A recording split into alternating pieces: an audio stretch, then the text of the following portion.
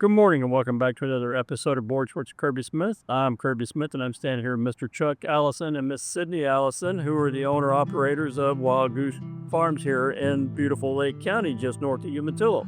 Good morning, sir. How are you? Good morning, Commissioner. Good to see you. Good morning. How are you doing? What a beautiful day we have here in Lake County. Can you tell me a little bit about your farm and what you do out here?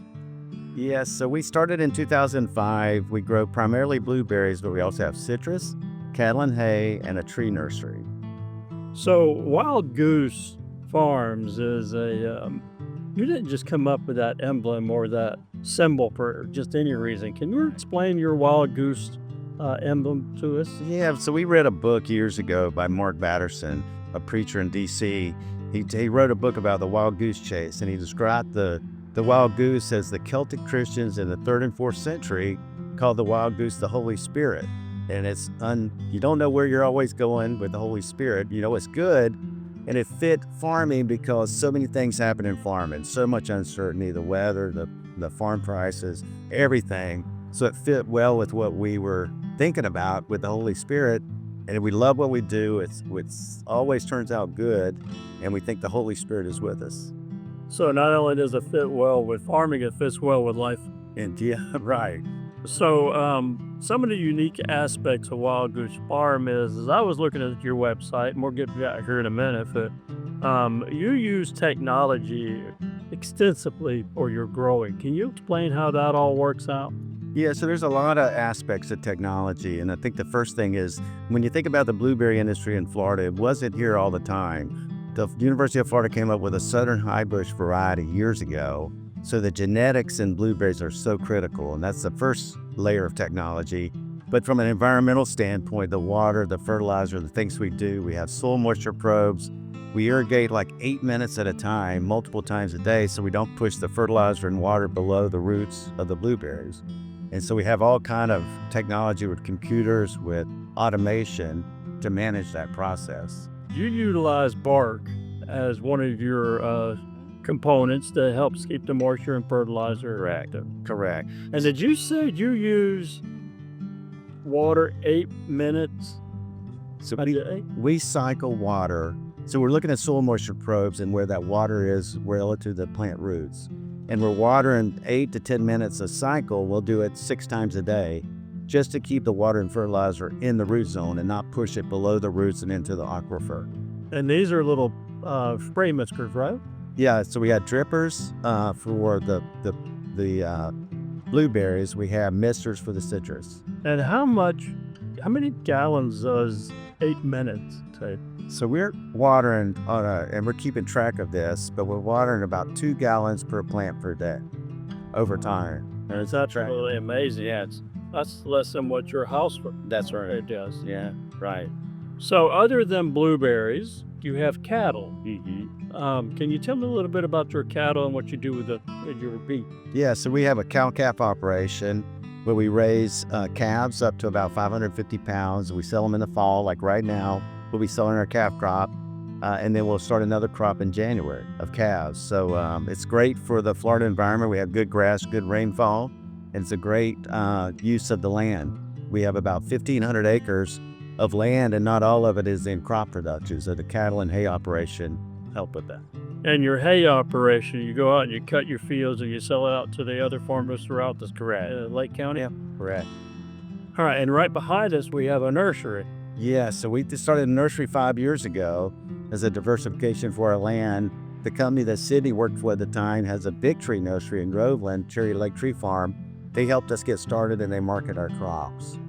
So, Sydney, you haven't been saying much during this interview. Can you tell me what it's like to work here? Yeah, I think it's a joy and it's such a key opportunity to be able to come into a first-generation farm that my dad has built up and have the opportunity to work here with my brother and my husband as well. And so it's a true joy. And I mean, it's beautiful. It's nice to be able to be outside and to work the land and to love the land. So, Sydney, can you tell me what it's like to grow up here on this farm? We've had some fun memories. So we bought this farm back, we were in probably middle school. And we lived in Orlando, but we spent a lot of our weekends here. And to be able to get out of the city to appreciate the outdoors, and kind of life back with a lot of simplicity has been nice. And now I actually have a 2-year-old here who lives on the farm and gets to enjoy the same things and have a really just free, simple life, which is amazing. And you mentioned earlier that another nursery helped you get going with their nursery, and that's the beauty of Lake County. It's just neighbors helping out neighbors. Tim is a fantastic guy down here at Groveland. Yeah, that's right. Cherry Lake Tree Farm. He does a lot of community events. Correct. Speaking about community, I understand that you have some type of a cleanup or something. Yeah, so at the end of the season, which is usually the second Saturday in May, we're finished harvesting and we have a lot of fruit left on the bushes, so we have the public come out and we do what we call a gleaning festival. So we charge for picking a bucket of fruit, a gallon bucket, but we donate that money to 3 charities in the community. And that helps, like the Redlands Christian Migrant Association, helps the children of migrant workers. We have Four Roots Farm, which we help. They're doing a lot of innovation around and teaching young people to enjoy farming.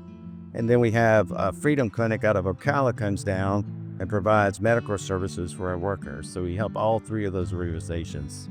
So not only are you here protecting our environment, you have your family here at the First Generation Farm, hoping to be second, third generation, but you also have other people come in and learn your story and learn how to actually farm with technology. Can you explain that a little bit? Yeah, we do a lot of work with the University of Florida, IFAS, Institute of Food and Agricultural Sciences. We got a lot of research projects going on here. Genetics, we do a lot of their genetic work here on the farm with some of their new genetics.